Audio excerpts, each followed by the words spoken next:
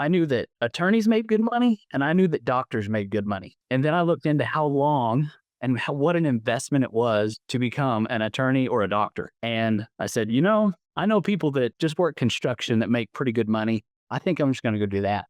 Yeah. So crash course at a welding school, 4 months there. And right after that, 19 years old, hit the oil field as a welder. And, here we are. What has it been? 14 years later, I guess. Welcome to the Roll Up and Roll Out podcast. Sit down with blue-collar business owners and inspired entrepreneurs to get the industry insights from the leaders that grow our local communities and learn how to scale your business. Regardless of GED, these people know how to GSD. Here is your host, Paul Childers. Let's get to work. Welcome back, everybody, to another episode of Roll Up and Roll Out, where we feature blue-collar business owners who know how to get shit done, because that is what took them from point A to point B and is going to take them further, right? The ability to just get in and do the things that need to be done without having really anything else other than the resourcefulness of themselves. So today I've got Dustin Hooten here, who is the owner of Hooten Construction and Welding. And Dustin, if you just want to give a quick introduction to yourself, who you are, a little bit about the company, and, one thing that you enjoy about the field that you're in right now. Sure. Perfect. Like you said, Dustin Hooten. I own Hooten Construction and Welding. We're based out of Southeast Missouri, close to Springfield, if you've heard of that. We pretty much focused the first few years on just welding. We did everything from fence work to machinery repairs. In the last year or so, we've actually expanded into some more general construction, and we've taken on steel buildings. We actually do some dirt work. We've got referral partners that we sub in and do concrete, do insulation, some electrical work, things like that. So we've really been able to expand the business in the last year really well with help of information that we soak in from groups that me and you are both a part of. And that's what excites me, is being around the information that helps the company grow, especially from where I started just on the service side to where I wasn't really business minded. I just saw the opportunity that, hey, I've seen these other people that are running businesses. I see kind of the flaws or the shortcomings, start researching information, get around the right people, and really be able to grow a business. Yeah.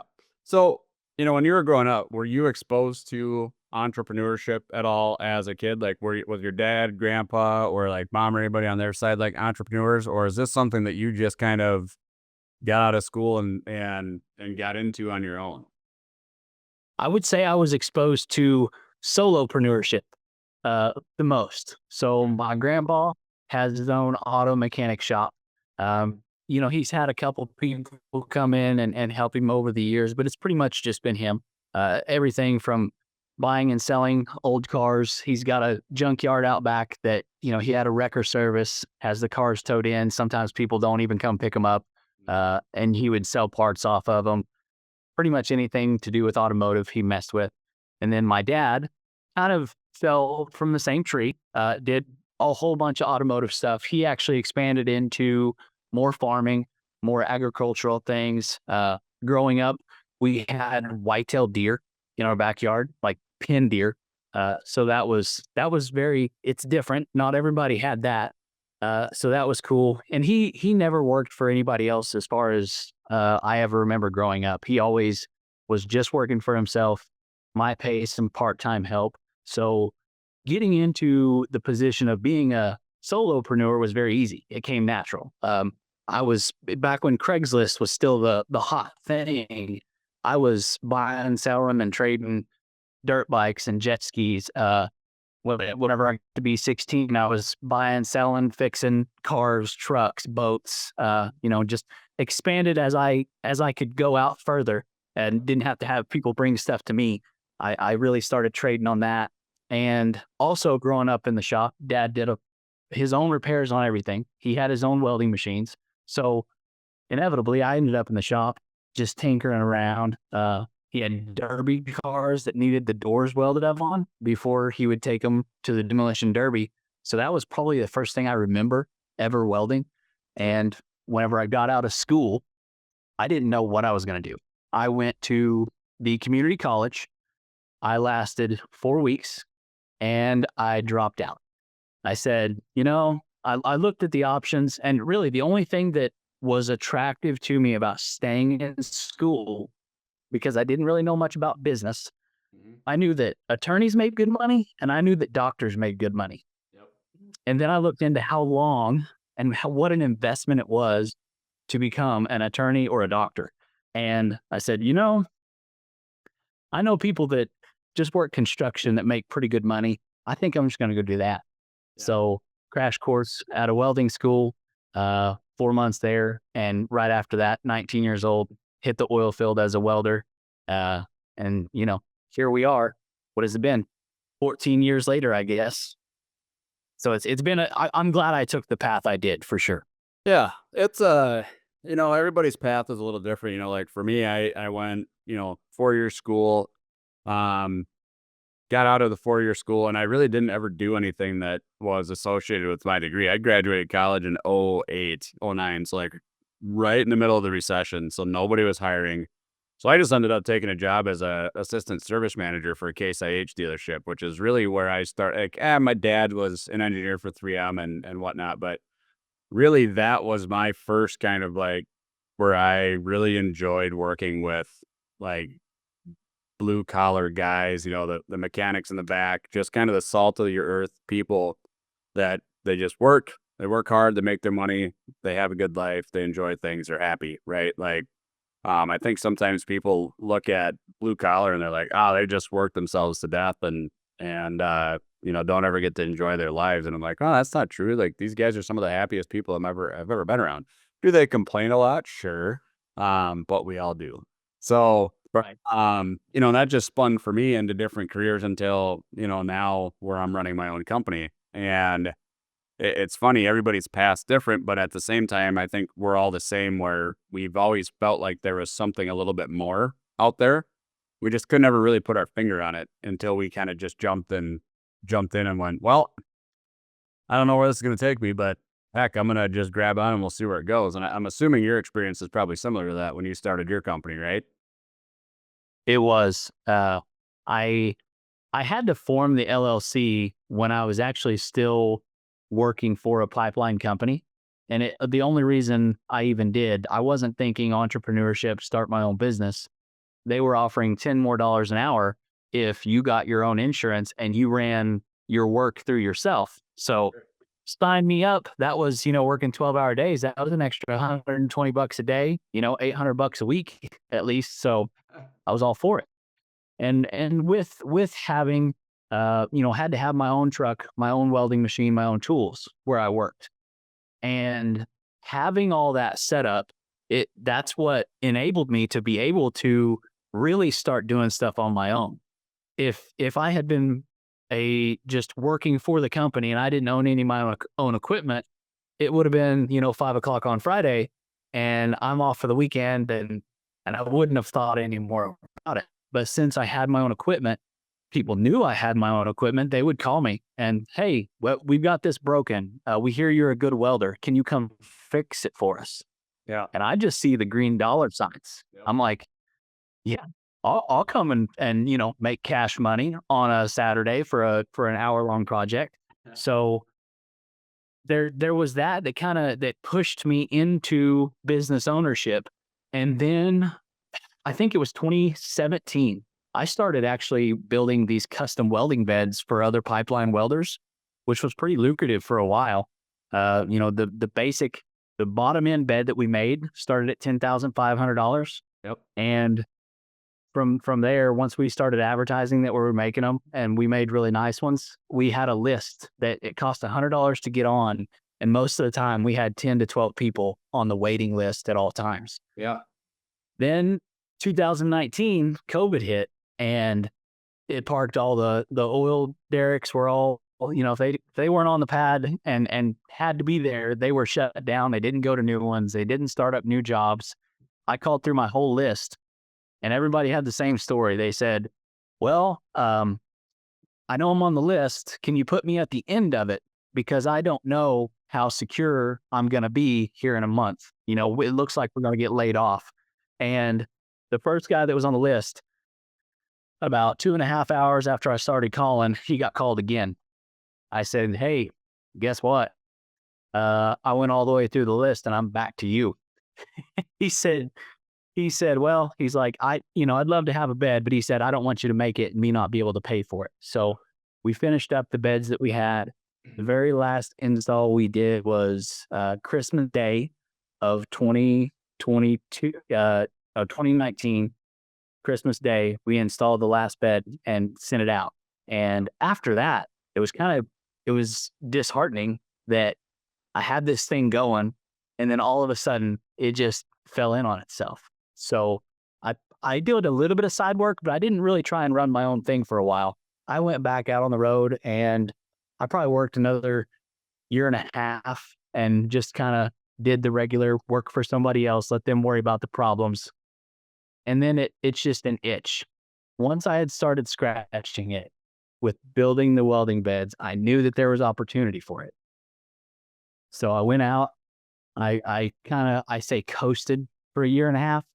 And then I got the itch again and I was like, okay, I'm either going to have to go do it now and satisfy this itch or completely get it out of my mind and not do it, work my Monday through Friday out on the road, come home on the weekends and be happy with it. Yeah. And I choose the earlier of the two. And I'm glad I did because here we are. And I love it. Yeah. So now you're to the point where you're at now, like at that time when you made that decision, did you expect to be as far along as a company now when you jumped in and did that? Or were you still kind of like, I still don't really know where exactly this is going to go? Or did you kind of have like a clear path of like, this is where we're headed and here's what I'm going to do at that point? No, it was just jumping into dark water is what it was. I knew that I could, by myself, I could go out and bring enough value to people that I would be financially secure. It may not make as much as what I was making doing the oil field work, but I had done it before. You know, I was living below my means enough where I knew that I could take a pay cut and still be fine financially. So I didn't have super high expectations. All I really wanted was the freedom of being able to work for myself. If one of my kids had an event at the school on Wednesday at 11 a.m., I could schedule it. Yeah. And I didn't have to work that day, which is still kind of what I try to do. Even my guys that work for me, you know, I'm very family oriented. And if they've got something they want to do with their kids or just a family event, you know, we schedule it in. I'm not strict on, you have to work Monday through Friday, 7 to 4, 7 to 5. I try and let them have the life that they want as well. Yeah. That's important. You know, when you talk about and you think about like culture of a company, I've worked as a W-2 employee for companies that had good culture and companies that had bad culture. I spent a lot of time in automotive. And automotive is you work when the building's open and there really isn't like a whole lot of flexibility there. So Yeah. that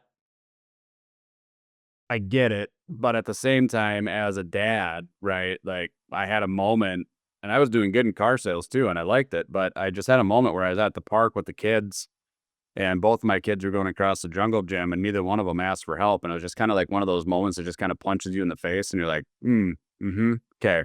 Like I need to change some stuff up in my life to be there for the kids more. So then, you know, finding a company that allows that flexibility as a parent, I think that's such a big culture thing. And it's really cool that you're doing that aspect of it. Now, as an owner, are you finding that because you have that kind of, you know, flexibility and stuff, are you getting people that are reaching out and seeking you as a place of employment, or are you still kind of struggling to find, you know, employees? So like where are you finding yourself on the spectrum? Because it seems like you're either on one side or the other when I talk to people. So we are starting to have people reach out. and ask if we're hiring people that have generically heard of us in the area. And I don't know that I can say that it's because of culture yet, because we are so fresh. I mean, in 2022 is when I made my first W-2 hire. Gotcha. So it's not been, it's not a long length of time where, people might know the name, but they probably don't know that we've grown as much as we have. We finished 23. We actually got up to 9 people on the payroll in 23, but we did scale back down towards the end of the year. We just had a big project that we needed extra hands for. And then we finished the year out with 6, and we still have 6 right now. So I have had people reach out, but I can't fully say that, they see the culture and see that we're having a good time at work and all that. So I would say, I mean, I'm still looking, if even as they come in, it's not like I'm bombarded with just all of these excellent, applicants. Whenever we do hire, I have a hiring theory that I probably might be different than other people. I don't use Indeed or hiring agencies Nope. because when I've been in the service field, um, everybody that was good, that was really good, they were never on Indeed looking for work. Whenever they got done or were unhappy where they were working, they were making phone calls and they had a job to go to the next day. So I knew that the quality of people that I want, I couldn't just focus on Indeed and hiring sites because a lot of the people that I'm looking for aren't looking at those sites. They've got opportunities at their doorstep. They don't have to go out and search. So what I did was I ran marketing campaigns on Facebook. So I know that I'm going to get in front of everyone, whether they're looking for a job or not. Yep. And that I think has worked well. Everybody that I've hired so far, they've all come from other companies where they weren't looking, but if I could provide them a better opportunity, they were willing to entertain the offer and see what we could do for each other. Yep. Yeah, it's an interesting point you make because I think sometimes we just get into the mindset of like, well, I'm just going to look where everybody tells me to, when really you have to step back sometime and go, well, hold on. Like when I was this person, how was I, working through finding a new job, or what would I have done if I was leaving this company to go to another one? And that's exactly what it sounds like you did. It was like, well, let's just throw this out there in front of their face so that whether they're ready right now or not, I'm going to be a name that comes up on a, have to call list when they are ready to make that move. So that's really cool. It's a great way of like thinking. So did you use that kind of thinking for advertising for jobs as well? Or what was the way that you found that you just kind of kept getting jobs? Is it one of those things where you kind of did a couple jobs for some people, it went really well, and then just referrals started coming in? Or did you do some time and do some marketing and spend on that? Like, what was your guys' situation while you were growing and still are? So at first, when it was just me and I was hiring on the first 2, I hired 2 at once as my first 2 W employees. At that time, it was just generic. It was all word of mouth and referrals. And I just had built up such a schedule that it was not going to be beneficial for me to try and do it myself or to hire part-time help just to come help me. I need to hire other professionals to help spread this workload out because I know that there's going to be more come in as we go. And as I hired those 2 on, we were knocking out stuff a lot faster. We hired on the 3rd guy about 7 months, 8 months in. And at that point, I saw that we were knocking things off of the schedule at least a steady rate to where we weren't necessarily building that schedule out like I wanted to or like I had previously. So that's when I started getting into learning. I say marketing, learning about marketing because I had no clue what I was doing. At first, I started boosting Facebook posts, which now I know it's not exactly the best strategy. So, eventually it led into running some Facebook ads, getting an ad spend set up, getting a Google account, going through that process, getting the Google basically ad spend going there. And that really has done a lot for us. So much so between that and word of mouth, by the end of 23, it was towards the end of November, I actually cut all of our ad spend because we were growing at such a rate. And with us being a service business, it was going to affect cash flow. And it really already started on the front end of being at the point where we are really kind of starting to sacrifice some cash flow because we've hired this extra guy, another whole team, another crew is set up. And now we need an extra truck. We need extra welding machines. We need extra tools to tool out that truck. And we've got the extra expense of having them on board.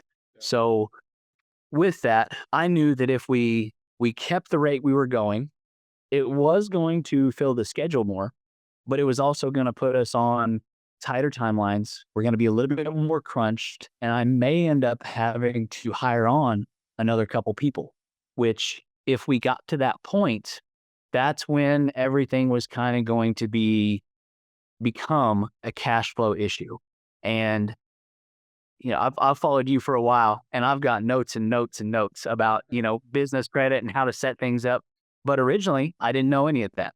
So a lot of the big jobs we had at first, getting capital for them, I just used whatever was available to me. Being that I made good money and I knew things about credit and personal credit, I had already built up a good personal credit, and I had credit cards that, had a really high, availability. So there were projects at the beginning where it might need $15,000 in material, and I might have only had $15,000 in my account, and I've still got to make payroll for a couple guys on the crew. So there were definitely times where that credit card got swiped to cover the material. And once the material got on site, I was able to collect basically a half down for the project. It was kind of standard at the time. Yep. And I would recoup all of the money from the material and just pay the card back off. And learning from, guys like you, it's like, okay, well, if I'd have started this 2 years ago and would have got a card that reports to business credit, I could probably now be just operating or starting to maybe get to where I can operate on business credit without tying up personal. Yeah. Well, it's funny, you kind of go into that conversation. I think that's a pretty common theme for business owners, is especially in this realm, is the fact that and you're good at what it is that you're doing. So like for you, you're good at welding, you're good at construction, you're good at putting stuff together. Plumbers are good at plumbing. But we're not always good at the things that we don't know or understand. And for a lot of them across the board, understanding the financials and the implications of knowing your numbers, how they affect everything. For me, it's always kind of an eye opener how many guys are still, in like year 3 or 4 doing over $2 million a year that still don't know their net numbers. And when I was a part of an agricultural tire company, and we scaled from, 16 million to just under 30 million, we got to know our numbers really, really well in the departments, right? So like we broke it down by department so that we knew exactly what our net numbers were per department. And then I started to learn from that point, and from my time in the dealership world, like here, like you got to know your net numbers, because you can't just go out and buy a new piece of equipment off of a thought going, man, if I get this next skid loader, I'm going to be able to make more money. Because what happens is that next skid loader costs money and interest, and you have no idea how many more additional jobs you have to sell in order for that machine to pay for itself. And if you do this one or too many times, you get into basically cash flow hell, where like you're like, crap, I didn't realize I was going to have to 7x my sales in order to afford these pieces of equipment, and now you're stuck, right? So I see that scenario a lot. As you were going through those things, like, did you reach out to any mentors or have anybody that kind of was able to help you with that stuff? Or was that just something where it was just pure force of will to kind of work your way through it? I have a analogy I use that I just came from the service side. I didn't know anything about business. The only things that I learned about credit was, basically buy homes and real estate. So there were doors in front of me that were opportunities. And instead of having the knowledge or taking the time to learn how to operate the door handle, I was just ramming my head through the doors. And I continued to just ram my head into doors till they opened, until I finally got into a room like the groups we're a part of, where the information was there that said, hey, this is probably the way you've been doing it, like you explained. This is a better way to do it. So that's how, I've gotten the information that I've gotten. Now I'm on a correcting path, basically. It's like, okay, this is the old way. This is what got me to the level I'm at. But if I want to come up here, if I want to, expand past 7 figures and go anywhere else, we need to operate a little differently. I can't keep running it the way I have. Yep. Yeah, and I think what I see as a real common theme, especially if business owners had a dad or a grandpa that was a solopreneur, if you will, is that mentality tended to be, I don't want to say small thinking, but it was definitely job thinking, where they what they did was they built themselves a career job.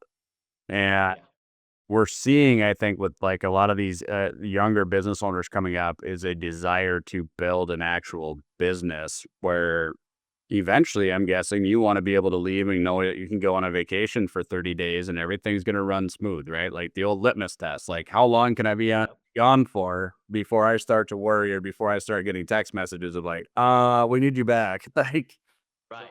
and that's just a And I'm- mentality shift that I'm seeing. Yeah. And honestly, a year ago, I couldn't have honestly said, I think my guys will be all right if I'm gone. Now, even 30 days gets to be a stretch, because right now I'm short on admin side. Well, we built out the service side because that's what I knew. And now I'm working on building out the admin side. I have some guys that could fill in. Like last year we took, I had a son break his leg and we had to push back our beach vacation because he was going to be in a full leg cast up until this certain date. So we pushed it back. But what that did, that was a 5-day vacation. It pushed us all the way to where we had a family vacation planned in Idaho within the next couple days. So we were in Florida for 5 days. We drove back home. I was home for 2 days, and then we drove to Idaho. So I had guys, and my team was built up good enough that I was able to leave for Florida. I might have taken 1 or 2 calls just about, making a certain decision. But for the most part, I mean, they were self-sufficient. They ran themselves. Whenever I did get home, there was, a little bit of work that I needed to do on the back end, mostly invoicing, getting some bid work done, just some admin stuff. And then I left out for Idaho, and I was gone for 8 days in Idaho. And I came back, and aside from a phone call that said that I had a welding machine that caught on fire, like a literal fire, other than that, I didn't have to put out any fires. So, that was the worst.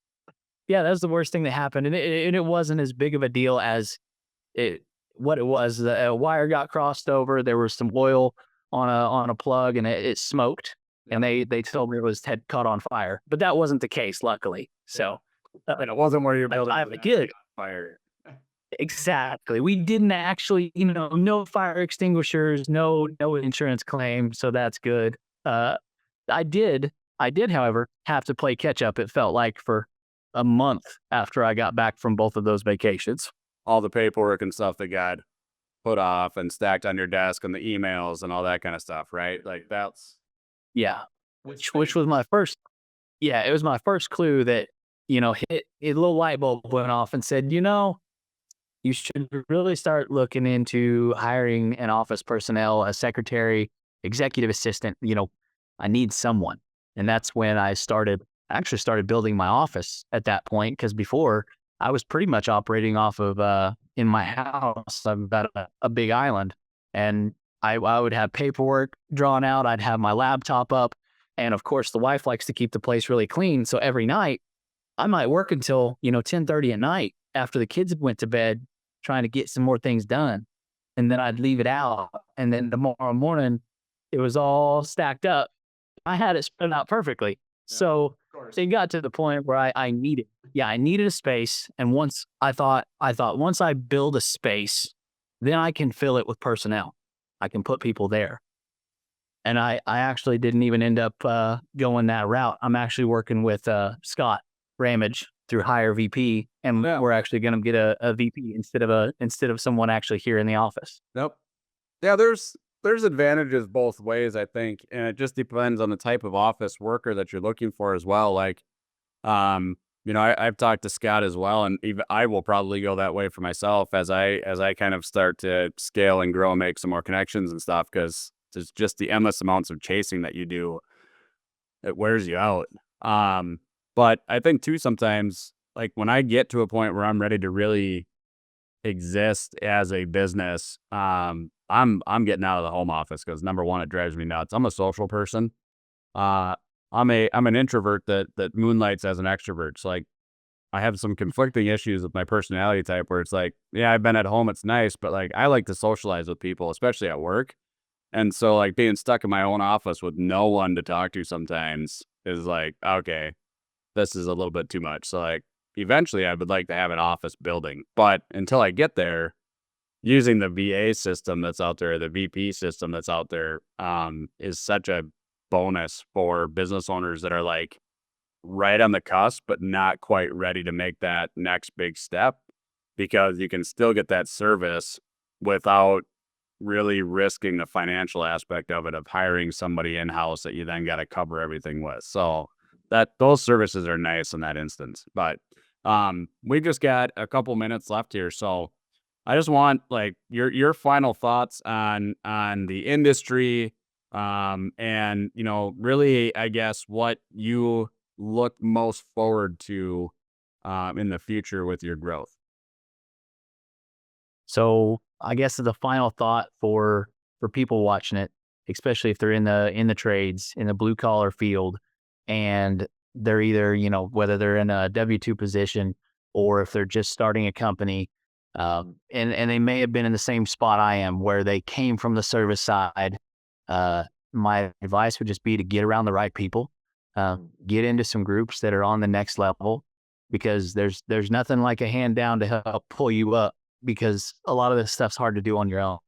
And I wouldn't be where I'm at if it wasn't for getting around people that had already done it, getting around people that have been on this level that I'm trying to get to, and they're going to the next level. And the more you can stay around people like that, the better off you are. And you're gonna have, especially if your family wasn't entrepreneurs, you're gonna have some words said to you. People are gonna say, you're just gonna be worried about you. Some of it comes from a place of love, and that's just maybe not the world they're from. The thing to remember there is just follow what you want to do, and it's rewarding. It's just putting in the work, getting the right information, putting it to work for you. And I really think almost anybody can do it. It takes the person that wants to, but I think anybody can take it, get the information, and succeed.